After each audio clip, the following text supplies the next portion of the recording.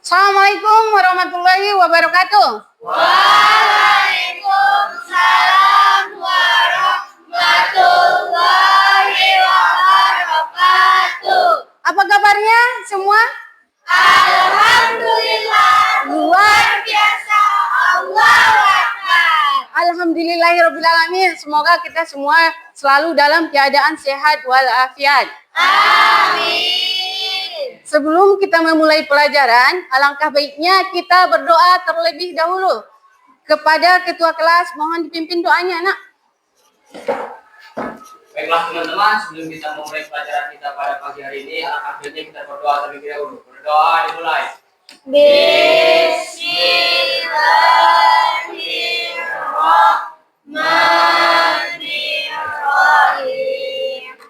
Rabbis sodari wa yassirli amri wa lul uqadatam min lisani yafqahu qawli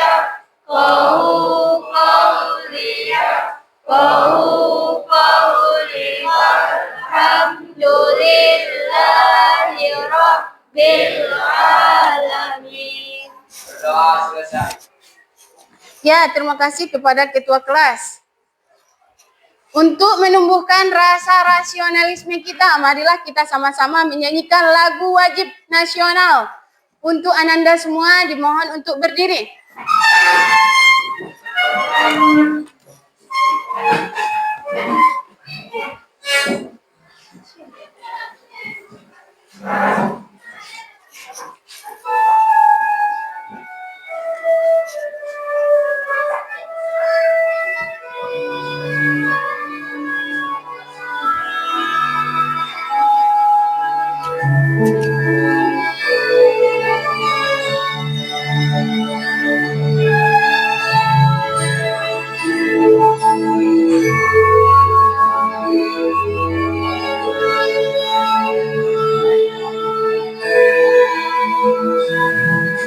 Satu nusa, satu bangsa, satu bangsa kita. Tanah air pasti jaya untuk selama-lamanya. Indonesia pusaka, Indonesia. Sekarang Ibu akan mengecek kehadiran Ananda semua. Untuk ketua kelas, apakah ada yang tidak hadir hari ini? Tidak ada Ibu, hadir semua. Hadir semua? Ya Ibu.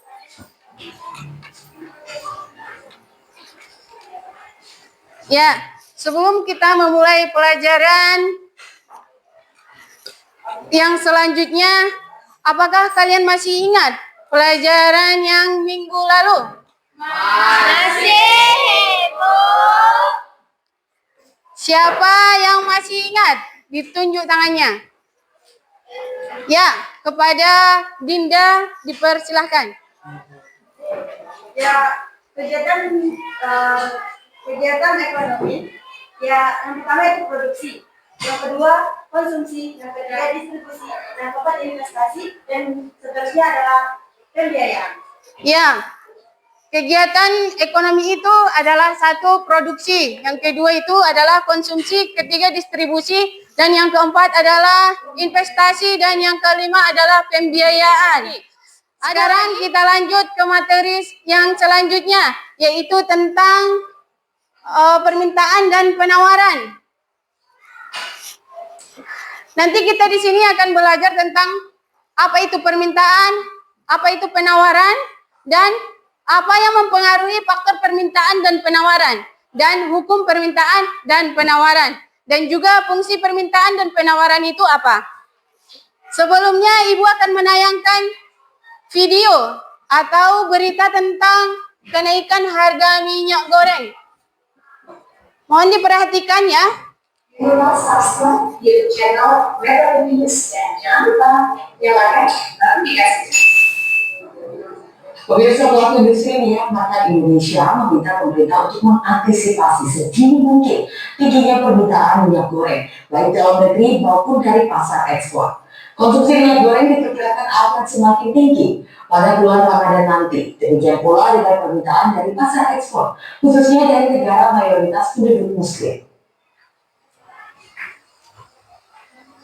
Pelaku industri minyak makan Indonesia yang tergabung dalam Asosiasi Industri Minyak Makan Indonesia atau AIMI meminta pemerintah untuk mengantisipasi secara dini tingginya permintaan minyak goreng baik di dalam negeri maupun di pasar ekspor. Ketua Umum AIMI Adi Wisoko dalam rapat dengar pendapat dengan Komisi 6 DPR hari Rabu mengatakan konsumsi minyak goreng diperkirakan akan semakin tinggi pada bulan Ramadan. Permintaan pasar ekspor khususnya dari negara berpenduduk mayoritas Muslim juga akan meningkat. Pemerintah menurut Adi harus memastikan kecukupan subsidi untuk minyak goreng menjelang Ramadan. Kalau seandainya kita juga sering melihat kita produksi terbesar di dunia, kita itu akan bisa menjadi price leader menentukan apabila sekitar 60% produksi kita itu dikonsumsi domestik. Dan kalau masih seperti sekarang ini, Dari video yang Ibu tayangkan, ada yang ingin menanggapi? Ya, kepada Jeges, Ibu persilakan. Mohon berdiri, Jeges. Menurut saya penyebab tingginya harga minyak goreng yang pertama terhambatnya pasokan minyak goreng. Ya. Kedua, adanya kenaikan harga minyak dunia, ketersediaan stok minyak di gudang, pasokan minyak hingga harga sawit dan lainnya. Ya, untuk Jeges kita kasih dulu A+. Ada lagi yang mau menanggapi? Ya, Nabila, silakan. Yang akan kita tanggapi dari video yang baru disampaikan itu mengenai kelangkaan serta ketersediaan barang. Ya, Ketika terjadi kelangkaan, penjual akan cenderung menaikkan harga. Dan ketika harga naik, akan terjadinya peningkatan jumlah yang dipasar dan penurunan jumlah yang diminati, sehingga tercapainya sebuah keseimbangan harga. ya. Untuk Nabila kita kasih dulu A+. Apa upaya pemerintah terhadap kenaikan minyak goreng tersebut? Ada yang bisa? Upaya yang dilakukan pemerintah itu adalah untuk menaikkan harga minyak tersebut, tetapi masih memikirkan bagi warga yang berpenghasilan rendah masih bisa menjangkaunya. Ya. Tujuan pembelajaran kita di sini adalah satu, peserta didik diharapkan mampu menjelaskan permintaan dan berbagai faktor yang memengaruhi permintaan. Dan yang kedua adalah menjelaskan penawaran dan berbagai faktor yang memengaruhi penawaran. Dan yang ketiga adalah menjelaskan, menganalisis terbentuknya harga pasar dan menjelaskan konsep harga. Yang keempat adalah menjelaskan konsep pasar dan membedakan berbagai jenis pasar. Sebelum kita ke materi yang lebih mendalam, Ibu tanya duluan Anda semua, apakah kalian pernah membeli atau menjual barang? Pernah, Ibu. Ya, sebagian pernah, sebagian enggak ya. Dan yang kedua, jika harga barang naik, apa yang akan dilakukan oleh konsumen? Sekarang kita ke materi ya. Ini ada video tentang permintaan dan penawaran. Silakan diperhatikan dan diamati. Jumpa lagi di kegiatan pembelajaran ekonomi. Pada video pembelajaran kali ini kita akan membahas materi mengenai konsep permintaan dan penawaran. Materi ini adalah materi bab 4 ekonomi kelas 10 pada bab keseimbangan pasar dan struktur pasar. Nah, setelah menyimak video pembelajaran ini, anak-anak sekalian diharapkan dapat menguasai 4 kompetensi. Yang pertama adalah mampu menjelaskan pengertian permintaan dan penawaran. Yang kedua, mampu menjelaskan faktor-faktor yang mempengaruhi permintaan dan penawaran. Yang ketiga, menyebutkan hukum permintaan dan penawaran. Dan yang keempat, mampu menggambar kurva permintaan dan penawaran. Jadi ada 4 materi yang akan kita bahas, mulai dari pengertian sampai dengan kurva permintaan dan penawaran. Siapkan buku dan pedanya dan selamat belajar.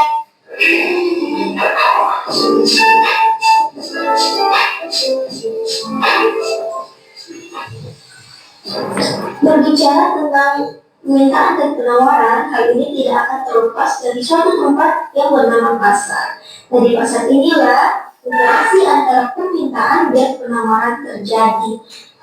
Pembeli akan melakukan permintaan, sedangkan penjual akan melakukan penawaran. Permintaan dan penawaran akan suatu barang ini dilakukan oleh pembeli dan penjual dengan anggapan bahwa barang tersebut memiliki nilai guna. Tentu kita membeli suatu barang karena barang tersebut kita butuhkan.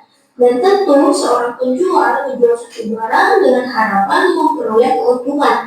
Tidak ada penjual yang menjual suatu barang dengan harapan agar dia rugi atau tidak memperoleh apa-apa dari barang tersebut. Untuk menentukan nilai dari suatu barang harus ada alat ukurnya. Nah, alat ukur ini kita kenal dengan istilah harga. Nah, oleh sebab itu, jika berbicara permintaan dan penawaran tidak terlepas dari barang dan harga. Kita masuk ke pengertiannya. Berdasarkan pengertiannya, permintaan adalah berbagai jumlah barang yang akan diminta untuk dibeli oleh pembeli atau konsumen pada berbagai kemungkinan tingkat harga. Jadi, simpelnya permintaan itu adalah jumlah barang yang mau dibeli oleh pembeli pada tingkat harga tertentu. Sedangkan penawaran adalah berbagai jumlah barang yang ditawarkan untuk dijual oleh penjual kepada pembeli pada berbagai kemungkinan tingkat harga. Nah, intinya penawaran adalah jumlah barang yang dijual oleh penjual. Ya, dari video yang Ibu tayangkan, ada yang mau ditanya?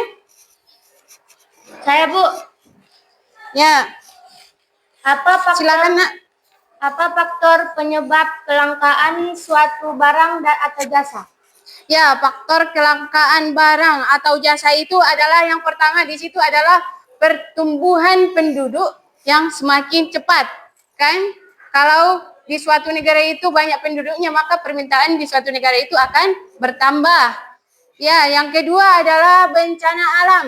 Di mana di sini kalau terjadi bencana alam di suatu wilayah itu, maka produksi barang tersebut akan berkurang, kan?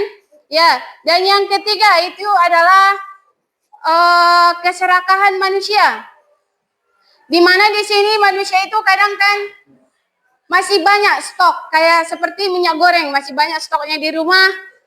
Karena takut dia naik harga minyak goreng, makanya dia membeli barang, memperbanyaknya di rumah, ya kan? Padahal masih banyak yang membutuhkan, kan? Ya, tidak. Yang lain. Sekarang kita masuk ke kelompok diskusi, ya. Yang sebelah sini nanti kelompok A, yang ini kelompok B, dan ini kelompok C. Kelompok A itu adalah tadi anak ayam, yang ini balon, bakal calon, yang ini adalah C, cacing. Ya, kalau Ibu sebut nanti kelompok A, sebut kelompok yang lain. Berdiri nanti kalau Ibu sebut kelompoknya, ya. Ya, kita mulai. Bisa dipahami? Bisa, Ibu. Oke, kita mulai. Kelompok B.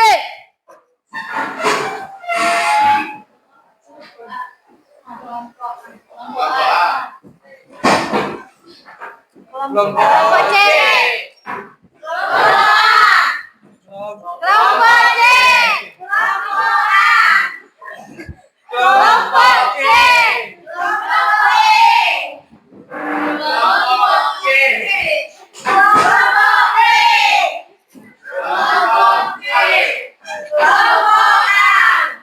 Kelompok C. Ya. Ya. Ya, sudah. Udah. Dari ice breaking tadi Ibu lihat kelompok C memang semangatnya luar biasa, ya. Daripada kelompok yang lain. Kelompok yang lain masih ada keraguan-raguan atau gimana gitu. Sekarang kita masuk ke diskusi, ya, tugas diskusi. Ini ada studi kasus yang berbeda-beda. Yang kelompok 1 membahas tentang minyak goreng. Ya. Silakan dibaca. Yang kedua adalah solar, kelangkaan solar. Ya. Dan kelompok 3 tentang kenaikan harga bahan pokok. Oke, Bu. Ibu akan menjelaskan caranya. Ada di situ petunjuknya kan? Artikel, ya kan? Silakan dibaca artikelnya.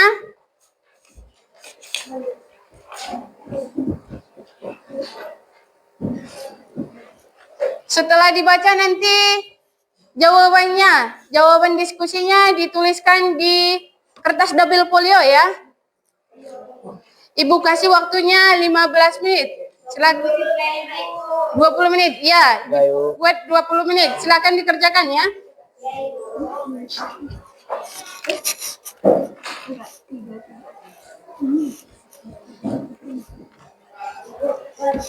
Ya. Tinggal langsung dijawab aja. Contohnya kan apa faktor yang mempengaruhi permintaan dan penawaran. Nanti di situ langsung jawab aja. Faktor-faktor yang mempengaruhi permintaan penawaran adalah salah satu. Buat aja kayak gitu ya. Terima kasih.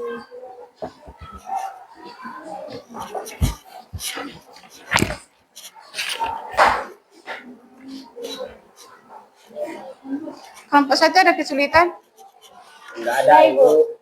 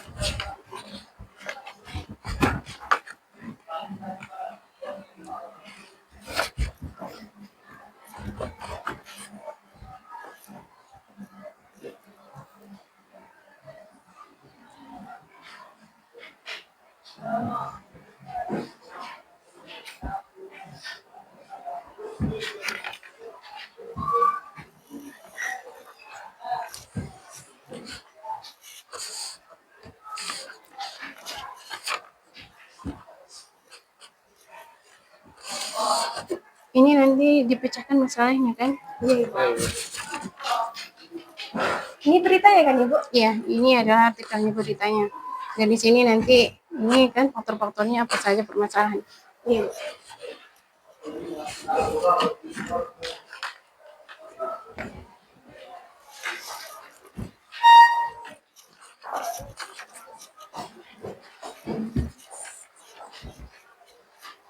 Kelompok 2 ada masalah?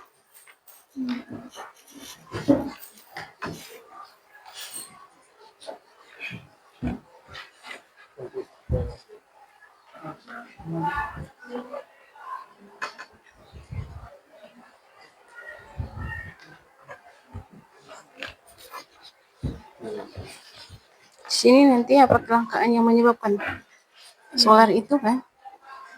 Terus kebijakan pemerintah untuk menangani masalah tersebut.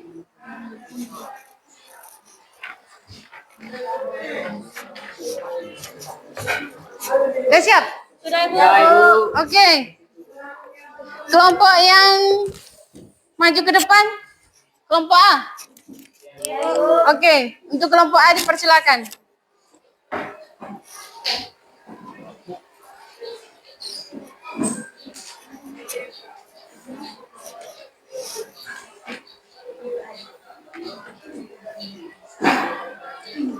Silakan dibuka.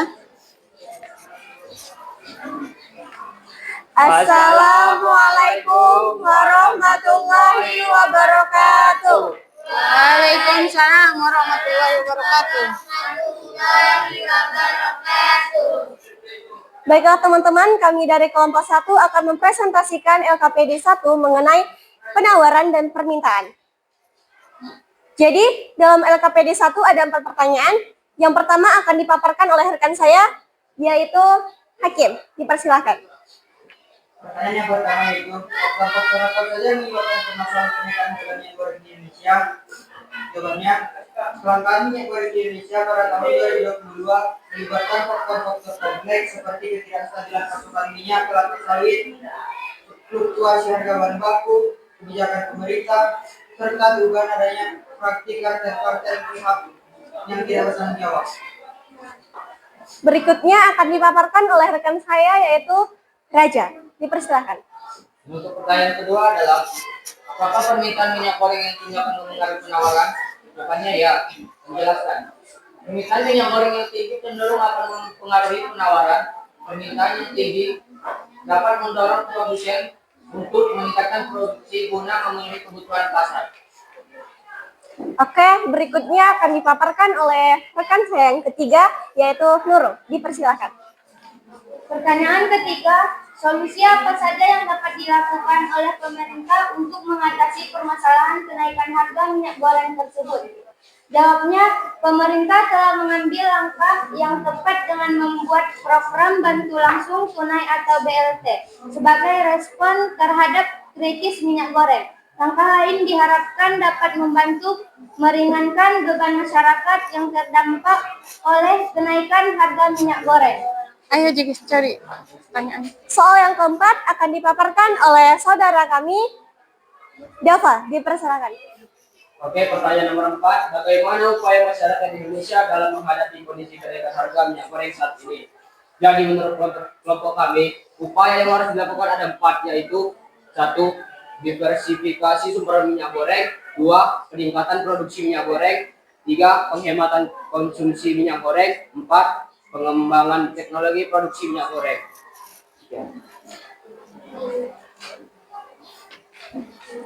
Oke teman-teman, dari persentase kami dapat disimpulkan dan kesimpulan itu akan dipaparkan oleh saudara Lendi. Kepada saudara Lendi dipersilakan.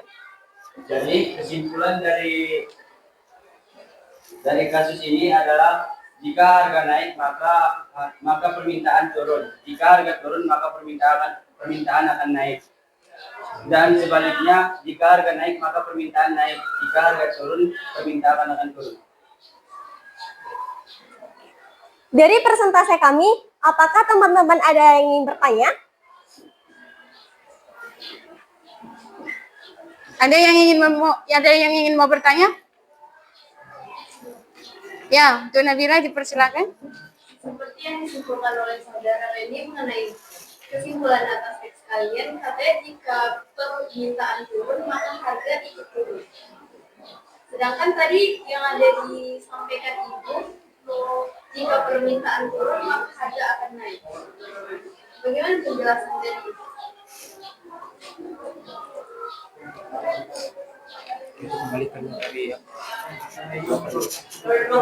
Atau mungkin ada kesalahan? Ada kesalahan penyampaian. Mohon diulang. Tadi kan yang disampaikan oleh saudara Lendi mengenai jika harga turun maka jika permintaan turun maka harga itu turun. Sedangkan dari yang Ibu sampaikan tadi jika permintaan turun maka harganya itu naik. Balik dengan apa yang disampaikan oleh kelompok kalian. Jadi izin menjawab untuk saudari Nabila. Jadi ini ada kesalahan. Sebenarnya betul yang disampaikan oleh saudara Nabila bahwa jika harga naik permintaan akan turun. Jika harga barang turun permintaan akan naik. Jadi saudara Lendi mungkin salah pengucapan. Terima kasih. Untuk saudara dan saudari yang lain ada yang ingin bertanya? Ada lagi? Kelompok 1, kelompok 3, ada? JGS ada? Enggak? Hah? Atau yang mau menanggapi dari pertanyaan si Nabila tadi?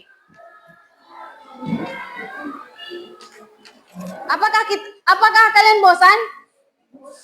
Bosan? Kita ice breaking dulu ya. Silakan berdiri.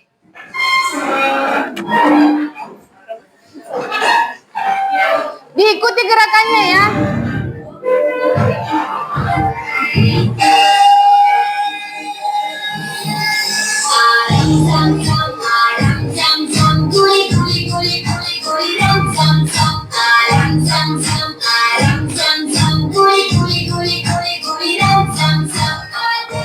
Ya. Kita akan membuat kesimpulan dari materi ini. Ada yang bisa menyimpulkan dari pembelajaran kita hari ini?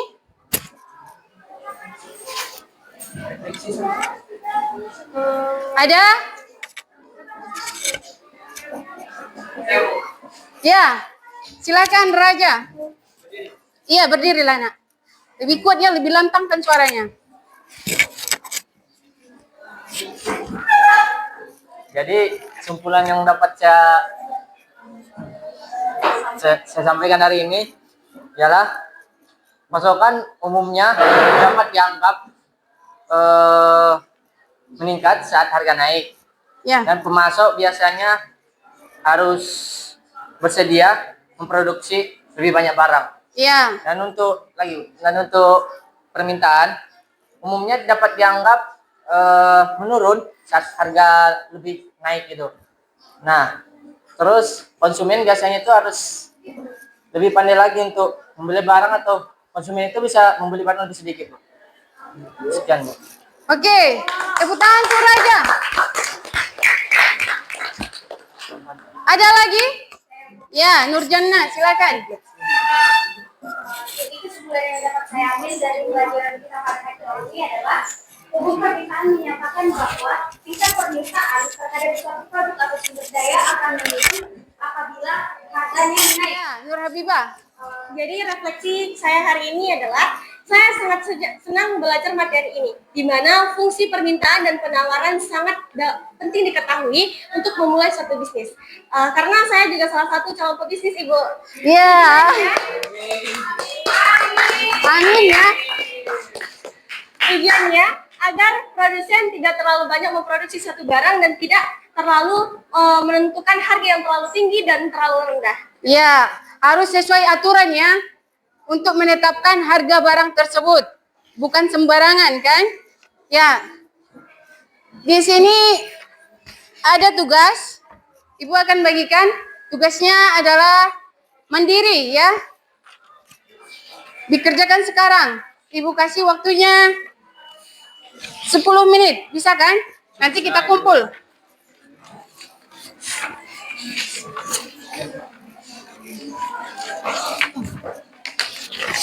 Ini jawaban.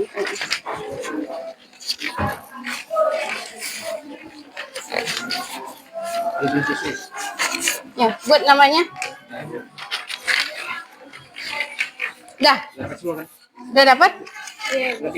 Siapa lagi? Lebih, Bu. Lebih. Ini Si lebih. Raja? Lebih, Bu. Lebih. Dah.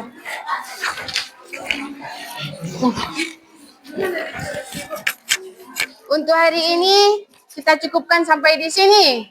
Ya. Apabila ada kata-kata Ibu yang kurang berkenan, Ibu minta maaf ya. Atau salah penyampaian. Ya. Kita akhiri dengan berdoa. Ayo ketua kelas dipimpin doanya. Ya. Nah, teman-teman, untuk mewakili pelajaran kita pada pagi hari ini, sebaiknya kita mengucapkan hamdalah.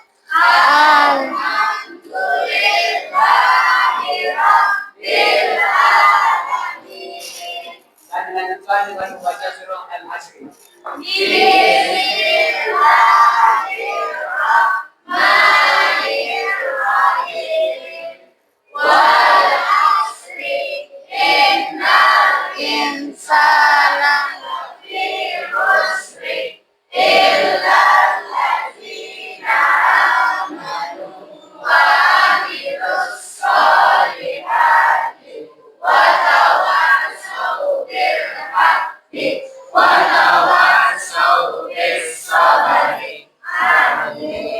Telah selesai. Amin. Terima kasih banyak ya, Nanda.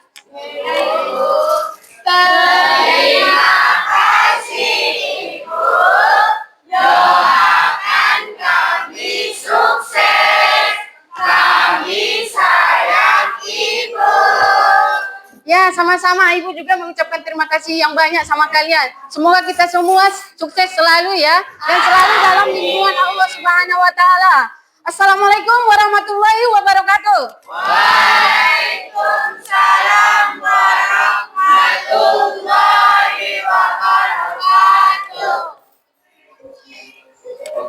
Ya, silakan istirahat, Nak.